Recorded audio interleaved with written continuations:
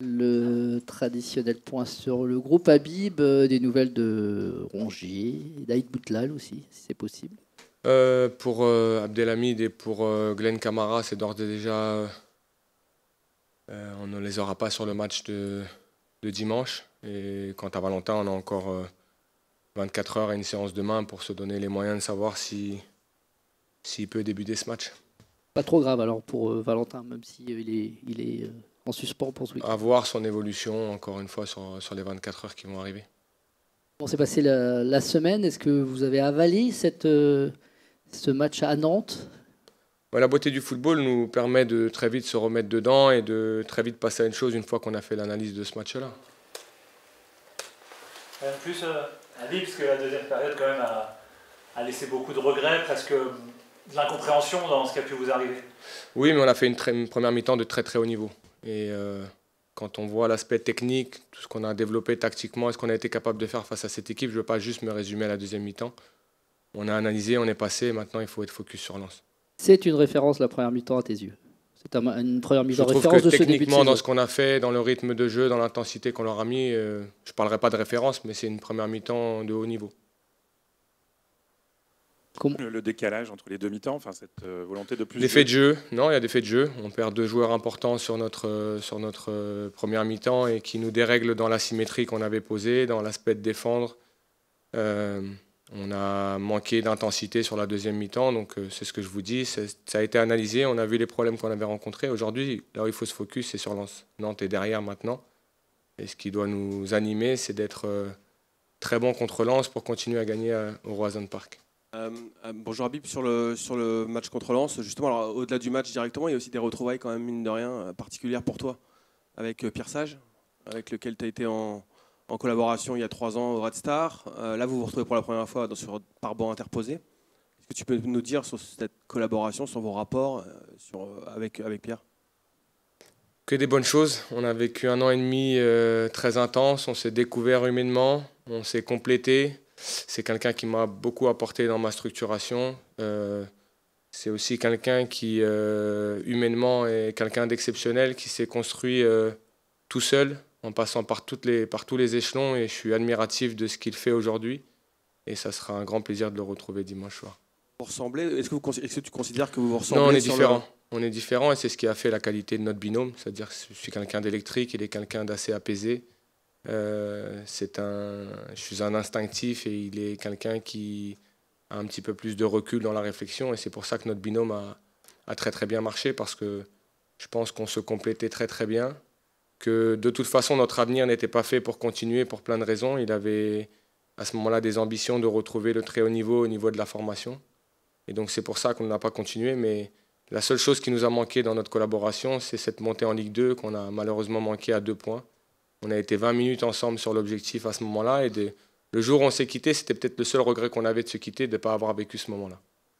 On avait été surpris par le discours de Pierre Sage après Lyon. Je ne sais pas si tu te souviens.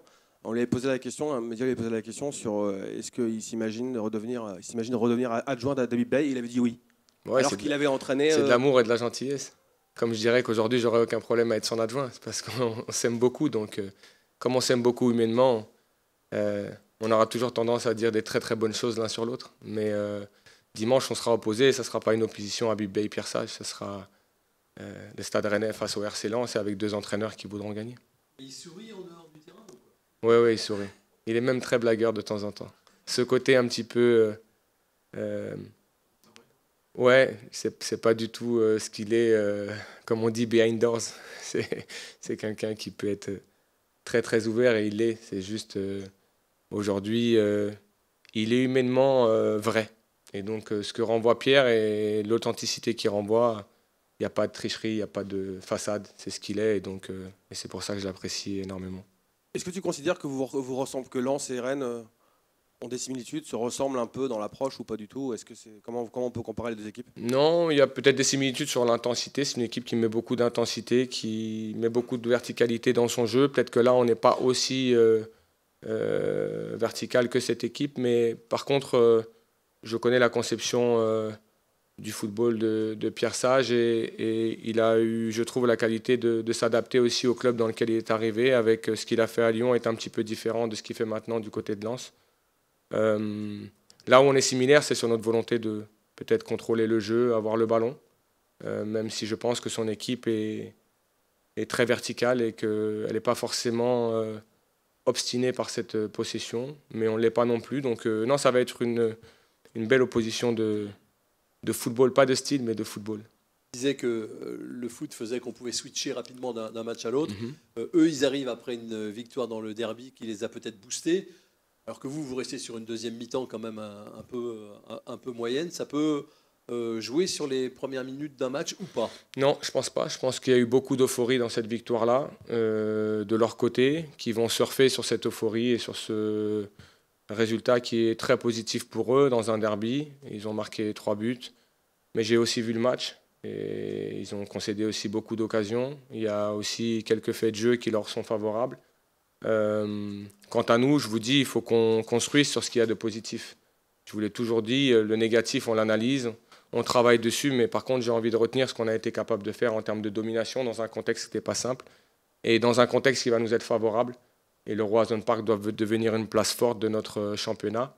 En tout cas, pour nous, Stade Rennais, il l'est depuis le début de saison. À nous de continuer à ramener des émotions, à fédérer de plus en plus ce public pour encore vivre une grande soirée. C'est compliqué de jouer sans Rongier si jamais il ne devait pas jouer. Il y a déjà une Rongier dépendance ou dans ton système, il est vraiment clé à ce point-là? Je ne l'appellerais pas une Rongier dépendance parce que ça serait manquer de respect à tous les autres joueurs qui peuvent jouer à ce poste. Par contre, quand vous avez un joueur avec une telle expérience qui est le capitaine et donc qui incarne quand même un leadership au sein du groupe, lorsque vous le perdez au bout de 45 minutes, pas sur un choix de coach mais sur un choix forcé, et que vous avez en quelque sorte 2 hommes forts du système qui malheureusement ne peuvent pas continuer. Pour ceux qui rentrent dans l'équipe et pour une équipe qui a en quelque sorte récité son football pendant une quarantaine de minutes, parce qu'on a 5 minutes au début du match qui ne sont pas simples, derrière on est un petit peu déstabilisé pour retrouver nos marques. Donc Valentin est important en ce sens dans notre jeu, mais par contre je ne veux jamais être dépendant de qui que ce soit dans l'équipe. Et il faut qu'on arrive à construire un groupe qui soit capable de pallier aux absences, de compléter une performance qui a été faite par certains, et on l'a vu contre Lyon. Là, en l'occurrence, sur les choix que nous avons faits, nous avons eu des joueurs qui n'ont pas pu, en tout cas, amener ce côté positif à l'équipe. Mais il faut aussi sortir de ça et se dire que la performance, elle est globale. Et je l'ai dit à mon groupe, et je vous le dis, et je vous l'ai dit, le seul responsable dans tout ça, c'est le coach. Donc la part de responsabilité, aujourd'hui, c'est moi qui la prends. Je l'assume à 100% et de toute façon, ce match est derrière. Maintenant, on doit regarder devant. Au-delà du match de Nantes, j'imagine que ça t'agace quand même un peu ces points perdus à l'extérieur contre des équipes à votre portée. À chaque fois, vous semblez supérieur intrinsèquement, même à Lorient. Alors, ça doit être rageant quand même quand on nourrit les ambitions que vous avez, de voir qu'il y a des points qui se... Oui, mais c'est aussi le vécu commun de cette équipe. Sur les 2 derniers matchs, Lyon à domicile et sur le match de Nantes, vous avez 6 nouveaux joueurs sur la feuille de match et que ça ne se fera pas comme ça en un claquement de doigts. Et que quand à un moment donné... de par l'équilibre qu'on a pu trouver sur la première période, vous avez à un moment donné quelque chose qui vous amène à changer aussi le 11 de départ ou à changer parce que vous y êtes forcé. Je ne veux pas trouver d'excuses, mais ça fait 5 matchs. Le premier, on joue à 10. Le deuxième, on joue à 9. Le troisième, c'est le seul qui se passe plus ou moins avec une normalité. Le quatrième, vous perdez 2 joueurs à la 45e. Et le cinquième, vous perdez 2 joueurs aussi à la 45e. Donc on n'a jamais pu avoir un 11 de départ avec une forme de continuité. Et le vécu commun, ils ne l'ont pas. Et donc, il faut qu'on aille vite. Mais de temps en temps, 1 ou 2 peuvent dérégler 1 ou 2 choix. Et ça, c'est mes choix. Peuvent aussi dérégler la machine. Et je pense que cette machine a été un petit peu déréglée. On n'a pas su maintenir ça. Maintenant, ce qui est rageant, c'est parce qu'on a l'impression que ces points sont acquis.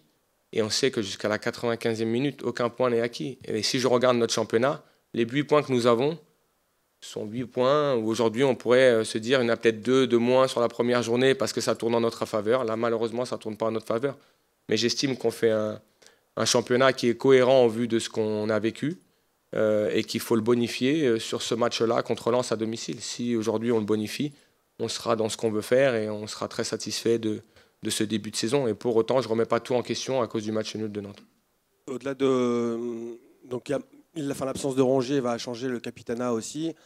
C'était Fofana qui était capitaine à Nantes quand il est sorti. Est-ce que tu peux nous parler un peu de Seko, de son leadership, de ce qu'il dégage depuis le début de saison? C'est un match particulier pour lui, c'est la première fois qu'il va affronter Lens depuis son retour en France. Oui, mais au même titre que ce qu'on avait vécu avec Valentin, Quentin pour Marseille ou même leur retour à Nantes, c'est des joueurs qui ont tellement d'expérience aujourd'hui, qui sont capables de faire abstraction de ces situations émotionnelles. C'est plus marquant sur un très très jeune joueur. Pour Seko, je pense qu'aujourd'hui, il y a eu une étape entre Lens et Rennes. Il est parti ailleurs et là, il est à Rennes. Et je pense que c'est un match qui vit avec beaucoup d'ambition. Quant à son leadership, je n'ai pas à remettre en question le leadership de Seko. Aujourd'hui, il fait partie de mes cadres et ils assument parfaitement ce leadership-là. Aujourd'hui, le brassard, ce n'est qu'un signe que vous avez sur le... Mais il ne doit rien altérer, votre leadership. Donc je pars du principe que Seko est leader cette année, il est mieux physiquement, il le montre, athlétiquement, il est mieux. Je pense qu'il est mieux aussi dans sa tête, dans son jeu, donc c'est ce qui m'importe le plus aujourd'hui. Non mais ça, c'est... Aujourd'hui, jamais je n'irai sur ce débat-là de vouloir retrouver le Fofana de Lens. C'est le Fofana de Rennes et on est très, très, très content de retrouver aujourd'hui Seko libéré de tous ces petits problèmes athlétiques qu'il a eu l'année dernière liés à des blessures, à le mauvais enchaînement aussi des matchs où il a eu des ruptures. Aujourd'hui, il n'a pas de rupture, il s'entraîne parfaitement bien et c'est sur ça que je me focalise. Sur Seko, Habib, c'est quoi maintenant qu'il faut en plus pour lui, pour peut-être son retour en forme, parce qu'on voit que physiquement il est revenu en forme, c'est encore plus marquant. Est-ce que c'est la finition? Est-ce que tu le vois s'approcher du but? L'aspect décisif pour un joueur est toujours très important en termes de confiance. Mais l'aspect décisif peut être aussi sur l'avant-dernière passe, l'aspect décisif peut être aussi dans le leadership, l'aspect décisif est dans plein de paramètres. Et aujourd'hui, je ne mets pas de pression à Seko sur cette logique de tu dois absolument marquer.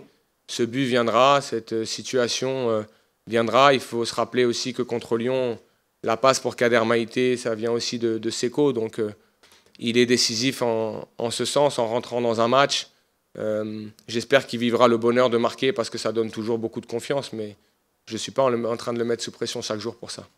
Si Valentin ne joue pas, le remplaçant attitré, j'ai envie de dire, ce serait plutôt Djaoui Cissé. Est-ce que tu peux me parler un peu de Djaoui? Est-ce qu'il a toujours un peu la tête à l'envers? On voit que l'entrée notamment à Nantes était un petit peu compliquée. Déjà, j'ai jamais dit qu'il avait la tête à l'envers. Pour moi, il n'a pas la tête à l'envers. C'est un joueur qui a repris tardivement sa préparation, qui a eu un Euro qui lui a pris beaucoup d'énergie, avec un statut aujourd'hui différent, des attentes qui sont différentes, cette pression elle est différente à son égard, et qu'il faut lui laisser du temps. Mais j'ai toute confiance en Djaoui, parce que c'est un joueur fantastique, il l'a démontré pour nous, il continuera à le démontrer. Et en aucun cas je jugerai Djaoui sur les 45 minutes contre Nantes. Il a eu une entrée difficile, compliquée, comme d'autres, mais il est revenu cette semaine à l'entraînement avec beaucoup de détermination, le sourire, je l'ai déchargé de toute pression par rapport à ça. La seule chose que j'ai dit à mes impact players, c'est que je leur ai dit le 11 de départ que je pose a une responsabilité de départ du projet de jeu, du rythme de jeu, de la qualité de jeu. Et qu'un impact player, lorsqu'il rentre dans un match, n'est plus en responsabilité, il est en mission. Il est soit en mission d'aller chercher un résultat, comme on l'a vécu contre Lyon, ou il est soit en mission pour conserver l'avantage que l'équipe a déjà créé pendant 1 heure. Et je ne voudrais pas que cette responsabilité soit portée sur les impact players. Et je prends l'exemple de ce qui est arrivé à Hansa-Tebourg. Et je le dis, si je devais refaire le même choix, je referais le même choix parce qu'à ce moment-là, je n'ai pas d'autre choix au poste. Et je referais le même choix de faire jouer Hansa-Tebourg. Et que ça serait trop facile aujourd'hui de mettre ce qui s'est passé à Nantes sous sa responsabilité. Ça, c'est les faibles qui font ça et je m'interdis de faire ça. Aujourd'hui, c'est une responsabilité collective incarnée par le coach à 100%. Donc Djaoui, aujourd'hui, a eu une rentrée difficile contre Nantes, mais j'ai aucun problème. Et s'il démarre contre Lens, il fera un très très grand match, j'en suis certain. Circonstances, effectivement, est-ce que pour toi l'équipe est moins avancée, enfin, où est-ce que tu places le curseur de la progression dans le jeu?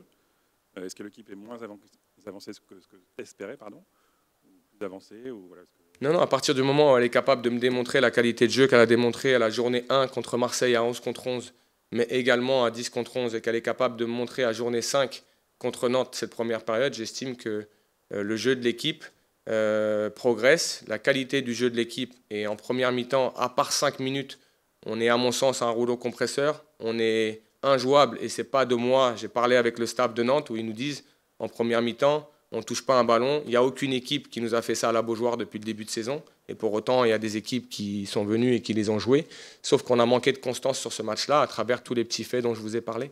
Donc à nous de faire en sorte qu'on arrive à faire durer ces moments-là. Mais je m'attache aussi à analyser la première période. Et la première période est pour moi une première période de haut niveau, techniquement, tactiquement, dans tout ce qu'on a produit. C'est bon.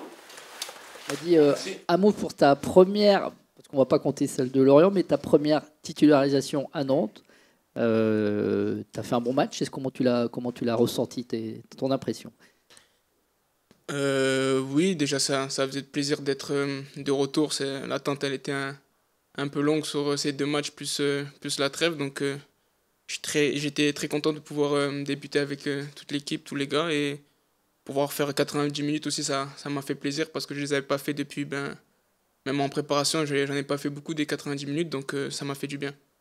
Que tu peux expliquer, toi qui étais évidemment sur le terrain, pourquoi vous avez éteint la lumière en deuxième période, ces deux visages? Ouais, c'est sûr, c'est pas facile à analyser. Je pense que, comme le coach l'a dit, la première est de très bon niveau. Et après, en deuxième, on a un peu arrêté d'être l'équipe qu'on veut être. Je pense qu'on a un peu reculé et on les a laissés prendre confiance.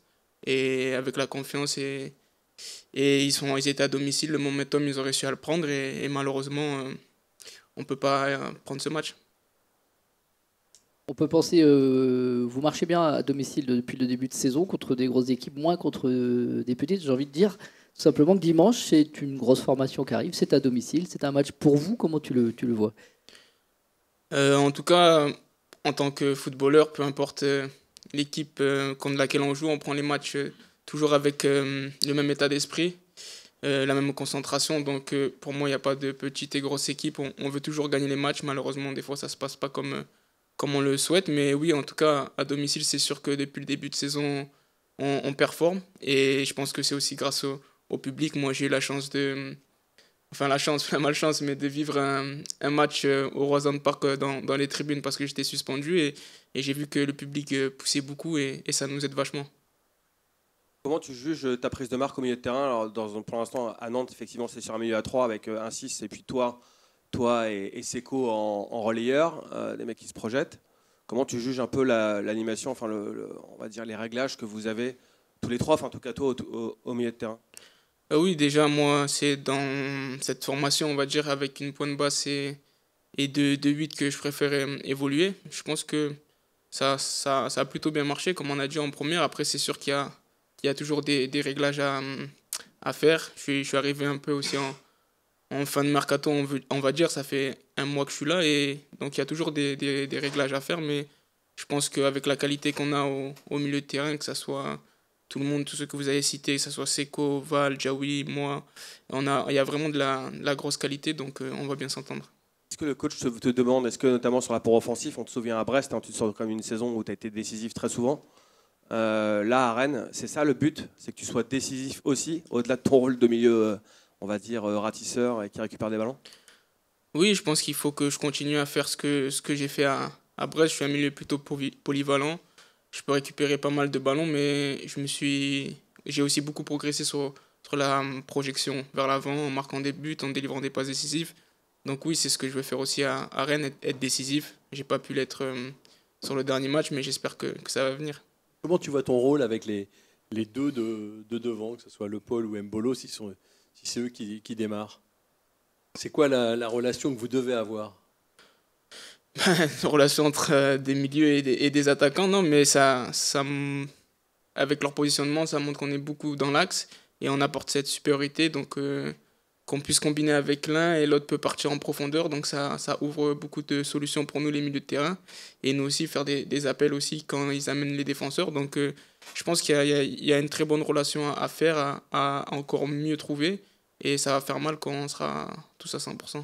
Alors, tu as déjà un petit peu répondu, mais on arrive au mois d'octobre et tu n'as toujours pas joué sous tes nouvelles couleurs devant le public. Un petit peu. Ouais, c'est vrai. 24 minutes, ouais, c'est ça. 24 minutes. Quel souvenir, toi, tu as d'avoir joué au Roazhon Park et comment est-ce que c'est quand on est sur la pelouse? Avec Rennes ou avec... Avec Rennes et avec avec tes précédentes visites. Oui, avec mes précédentes visites, on va dire qu'avec Saint-Etienne et Brest, en tout cas, ça n'a jamais été des matchs très faciles ici. Ça a toujours été des gros combats. Et on le sait aussi avant de venir que le Roazhon Park a un très bon public et on sait que ça va pousser. Donc ça a toujours été des bons souvenirs, en tout cas ici. Et encore plus le premier match, les 24 premières minutes que j'ai eues avec cette victoire contre l'OM. Donc c'était un bon souvenir. Il y a déjà un peu trop de points de perdus. Alors c'est vrai que c'est peut-être un peu dur de dire ça. Vous avez 8 points, vous avez battu de grosses équipes. C'est vrai que par contre à l'extérieur, alors vous êtes supérieur sur les 3 matchs quasiment. Vous parlez des points. Est-ce que finalement là, c'est déjà pas un peu trop pour une équipe comme Rennes, quoi? Je pense que ça serait dur au bout de 5 journées de dire qu'on a perdu trop de points. C'est sûr qu'on prend la responsabilité de ces points perdus, notamment à Nantes où c'est quelque chose qui ne doit pas arriver. Après, voilà, c'est encore, entre guillemets, le début du championnat et je suis sûr qu'on va se rattraper sur ces points sur d'autres matchs. Tu dis quoi sur la faute à Nantes, la dernière seconde, là, tu fais une faute dans leur camp, Ouais. finalement le coup franc il est tiré dans le vôtre, mais à ce moment-là c'est une faute intelligente, je bloque, tout le monde va pouvoir revenir derrière.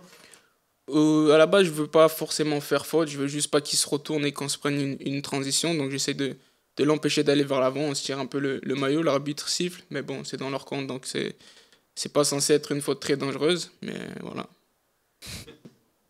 Mehdi, la réception de Lens, ça permet de faire un focus sur Fofana avec le lien évidemment entre les deux clubs. Comment toi tu le trouves à l'entraînement? Qu'est-ce qu'il dégage? On sent que physiquement, il a peut-être retrouvé pas sa plénitude, mais pas loin. Qu'est-ce qu'il dégage à l'entraînement au quotidien? Seko? Ouais. Seko, c'est costaud, hein. En tout cas, déjà, c'est un super gars en dehors. Dans le vestiaire, c'est quelqu'un de très important. Moi, il a été top avec moi depuis les premiers jours. Et sur le terrain, on connaît ses qualités. Quand il est comme ça, quand il est en forme, il est pratiquement injouable. Quand il part comme ça, balle au pied ou avec ses courses, c'est un super joueur. Moi, j'ai eu la chance de jouer contre lui quand il était aussi à Lens. J'ai joué contre lui quand j'étais à Saint-Etienne et ça a toujours été un très très gros joueur. Et cette saison, avec son début de saison, je trouve qu'il a, comme vous dites, retrouvé beaucoup de jambes et il est performant. Il va avoir le brassard a priori, puisque Valentin risque d'être forfait. Enfin, il y a peut-être des... Je sais pas. Oui, bien sûr, effectivement. En tout cas, si Valentin n'est pas là, ça pourrait être lui le capitaine. Quel est le rôle de Seko dans le vestiaire auprès de vous? Est-ce que c'est s'il est capitaine quand il a le brassard ou quand il ne l'a pas? Est-ce que c'est quelqu'un de très vocal avant les matchs, à la mi-temps, après? C'est quoi son rôle? Oui, je pense qu'avec l'expérience qu'il a, il sait dire les choses au bon moment. Et je pense que le choix qui est fait par le coach Issé Seko, c'est que c'est pas qu'un leader vocal sur le terrain. On voit qu'il se donne à 200% et ça aide aussi les partenaires à rien lâcher. Donc, je pense que c'est une globalité. Et qui les plus vocaux dans le vestiaire pour ameuter un peu? Il y a Val, bien évidemment, parce que c'est le capi. Brice aussi prend la parole. Seko, voilà, on va dire les trois les plus vocaux, on va dire. Vocaux, pardon. C'est OK? Merci, bonne journée.